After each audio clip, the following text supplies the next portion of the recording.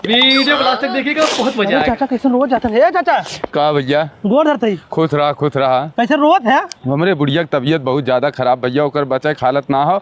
गए अस्पताल में डॉक्टर कहा थे इतनी रुपया लागी जेकर कोनो बात ना, हमरे पैसा है ना बा लागत हमारी बुढ़िया मर जाई। अब बुढ़िया मर जाई भैया, पैसो ना बत ऑपरेशन कहाँ से कराई। अरे चाचा तू चिंता मत करा, केहू परिवार पैसा बिना ना मर सकत। हमरे पास पैसा बहुत है, हमहू का अपन तू लड़के समझा, तू कौन अस्पताल में भर्ती करे है चाची की बतावा। वही करे है। चला हमसे डॉक्टर से बात करावा। चला।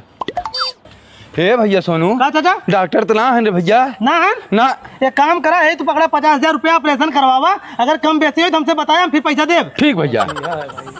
का हो चाचा?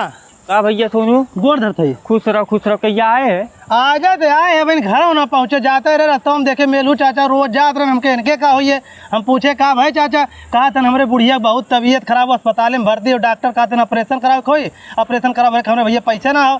हम कहे चाचा तू रोवा मत मरदवा, हम तुम्हारे लड़का हम बहुत पैसा कमाईला। हम कहे चला हमसे डॉक्टर से बात करा, वहीं लागे गए अस्पताल, डॉक्टर साहब रहे ना 50,000 दे का है, हमके ऑपरेशन करावा, कम बेसी हो तो हम फिर पैसा दे तो हैं। का करी भैया सोनू, हम बनने परेशान है, बिटिया बिया रखे रहे, उनने मांगा था 5 लाख रुपया, 2 दिन बचल हो बारात आवे, हमें लगा तो बिया हो ना पाई। 2 दिन बचल हो? हाँ भैया। ये काम करा चाचा, बिटिया बिया तो जरूर करे, 2 लाख रुपया पकड़ा, 2 दिन बाद हम 3 लाख रुपया फिर व्यवस्था करी, तो हम बिया 3 लाख पहुँचाई। ठीक भैया सोनू, जा तू तैयारी करा बिया के। सोनू ए सोनू का हो चाचा? ए भैया हम सुने हैं तू सबकर मदद करत है, हमरो मदद कर दा। अरे चाचा विपद बतावा, करे लायक हो काहे ना मदद करब। ए भैया हम बैंके से 50,000 रुपया लोन लेके घर बनवाए रहे, आज 1 लाख रुपया हुई बाटे, हम लोन जमा ना कर पावत है, कुछ पैसा दादा अपन लोन जमा कर दे, नहीं तो हमारे घर गिरा दी है। 1 लाख रुपया? हाँ। हे चाचा मौके पर हमारे पास 50,000 रुपया हो, ले जाए तू एक बैंक में जमा कर दे, कुछ दिन हमें समय दे दा, हम पैसा दे दे, फिर ले जाए जमा कर दे। ठीक बाटे भैया। जा चाचा। ए भैया सोनू का चाचा चाची का ऑपरेशन होइए? तोरे चाची का ऑपरेशन ना हो पाई भैया, उनका 50,000 रुपया में ऑपरेशन ना करब, 1 लाख पूरा लइकावा। 1 लाख लइकावा? हाँ। ए भैया सोनू का चाचा? मैनेजर साहब मानत ना है, कहते पूरा पैसा लइकावा तबे जमा करब। पूरा लइकावा?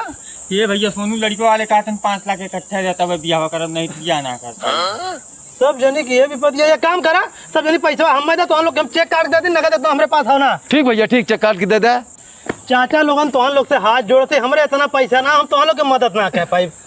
मदद ना कर पाई। अरे मर्दबा तो लोग भिखारी भैया, दम पे दम पैसा मांगा था, 4-4, 5-5 लाख रुपया, हम बिया पैसा कहा। ए भैया काम करे, जौन दे रहा हुआ है हमने दे दे, और दूसरे से उस मदद मांग ले ना चाचा, हमरे पैसा ना, हम ना दे पाई तो लोगन के। ए भैया दे दे सोनू, हाथ जोड़ते, हमरे पास पैसा ना, हम ना दे पाई। ए भैया जौन दे रहा हुआ है दे दे। अरे हम चूतिया है, जो तो लोग के मसीहा बना चाहत रहे, गोड़ धरते जा।